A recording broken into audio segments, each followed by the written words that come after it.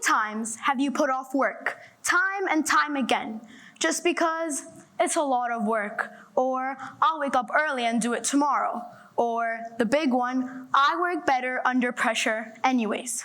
How many times have you told yourself, oh, I'll do it tomorrow, only to find that tomorrow never comes? Quite a lot of you, right? 86% of teenagers have been shown to procrastinate assignments. 92% of college students have been shown to procrastinate studying for exams. College students.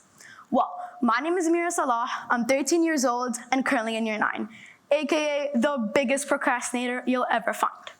During my winter break, my math teacher assigned me some homework, and I told myself I better start early. However, a week passed and I hadn't even opened my books. Weeks 2 and 3 went by with excuses like, oh, I'll do it tomorrow, pushing it off till the day before school. On that Sunday, I tried to be as productive as possible. However, I avoided the math homework until 9 p.m. When the pressure and adrenaline set in, I rushed through the assignment and finished at 10, promising myself again to stop procrastinating next time. Because that's what procrastination really is about. It's not about laziness, it's a cycle of delay, excuses, pressure, and panic. And even when we know better, even when it really matters, it still gets to us. Most people think that procrastination equals laziness, that you just don't care. However, I'm here to explain why that's not true, and it's more than just slacking off. Let me take you on a journey beyond the surface on why people really procrastinate. Raise your hand if you sometimes rely on procrastination. You need that pressure to do well. Yeah, me too. Well, what's the reason for that? Many people can feel this way due to the high pressure and adrenaline being released in our brains that forces us to do the work. However, this was only supposed to be your backup plan, not your go-to plan. Imagine if you were in a race and your shoelaces were untied and you kept on tripping over your shoelaces. Would your solution be, oh, I'll just have my bandages right over here and every time I fall, I'll just dress my wounds? No, of course not. You'll tie your laces before the race. Procrastination is the bandages. Why would we choose the bandages over tying our laces? Fear. Fear of judgment and anxiety. Procrastination makes you feel comfort, makes you do less work and feel satisfied for that singular minute. However, in the long run, it'll only hurt you more. Let's dive deeper to the bottom of the procrastination pyramid. Perfectionism. Sometimes we delay tasks because we fear not doing them well enough. The pressure to be perfect can sometimes start to feel so overwhelming that we feel that it's safer to avoid the task altogether than risk not doing it well enough or up to the standard that we set so high for ourselves. This fear often comes and stems from self-doubt, or expecting so much of yourself, or even having any family members that expect so much of you. Picture this, you have a big project due, but every time you sit down and start, you feel like your ideas aren't good enough. So you keep telling yourself, oh, I'll start when I have the perfect plan. However, the longer you wait, you know deep down only increases the pressure. This cycle of procrastination leads to rushing at the last minute, which often results in a less than perfect outcome. This less than perfect result reinforces that you're not good enough, making you more likely to procrastinate again. Think of perfectionism like a locked door. You're standing right in front of it, waiting for the perfect key to unlock it. However, the truth is, the door was never locked in the first place. You just had to push it open. Now, lack of motivation. Have you ever felt that no matter how hard you wanted to work, every bone and cell in your body just can't seem to get up? Yeah, me too. Well, procrastination isn't just a bad habit, it's connected to how our brain works. A key player in this big game is our prefrontal cortex, for all you science people out there. This part of our brain is responsible for planning, decision-making, and staying focused. When we're motivated, this part of our brain helps us stay on track. It's like your little coach. However, this little coach is only there if you are motivated. When we lack motivation or clarity, the amygdala, our brain's emotional control center, takes over. It's like a little puppy. It senses stress and overwhelm, making tasks feel threatening or unpleasant. As a result, we avoid them to get a temporary relief. However, this only makes things worse for us later on. Imagine this, you have a big science project. Your prefrontal cortex, your coach, knows you need to have a plan and get started.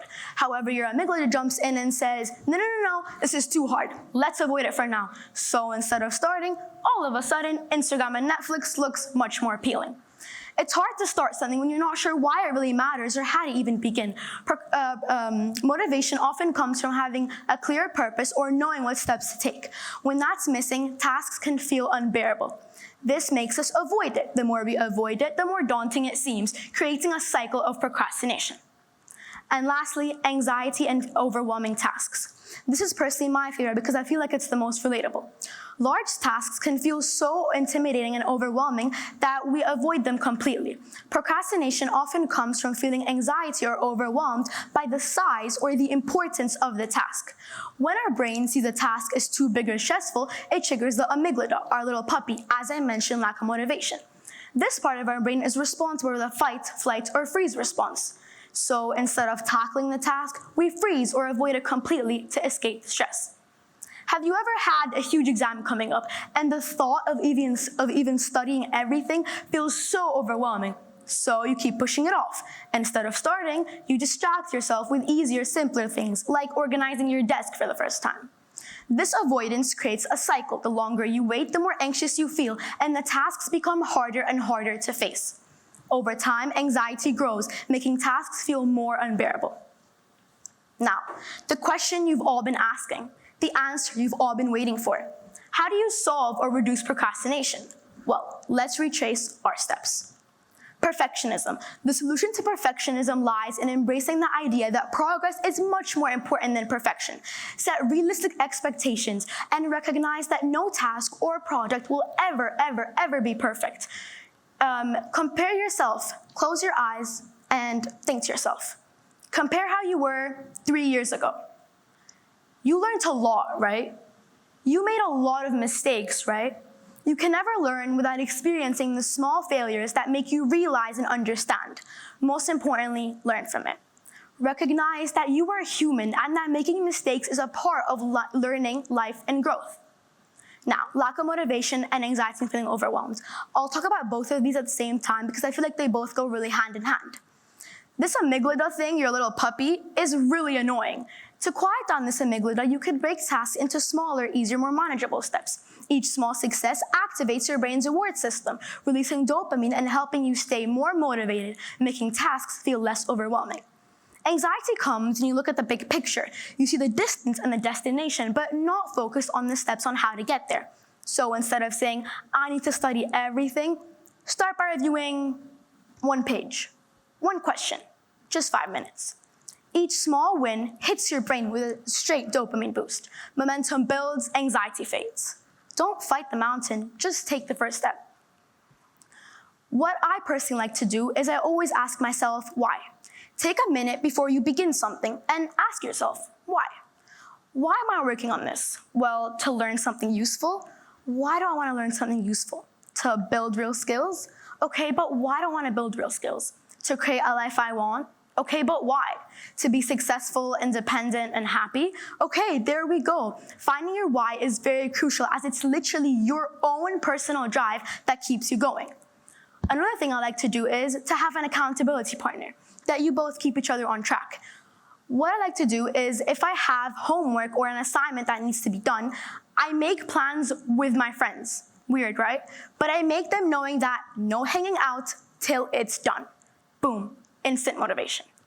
You could also try this 5 method. It has done wonders for me in the past. You count down. 5, 4, 3, 2, 1. And the second you hit 1, you get up immediately from whatever you were procrastinating on. You get up, get your books or device, and you work for just 5 minutes. And I can assure you, after those 5 minutes are up, you will not want to leave. You've already started now and put in the effort. Why not just end it? Procrastination is not a time thing. It's a mind thing. Thank you.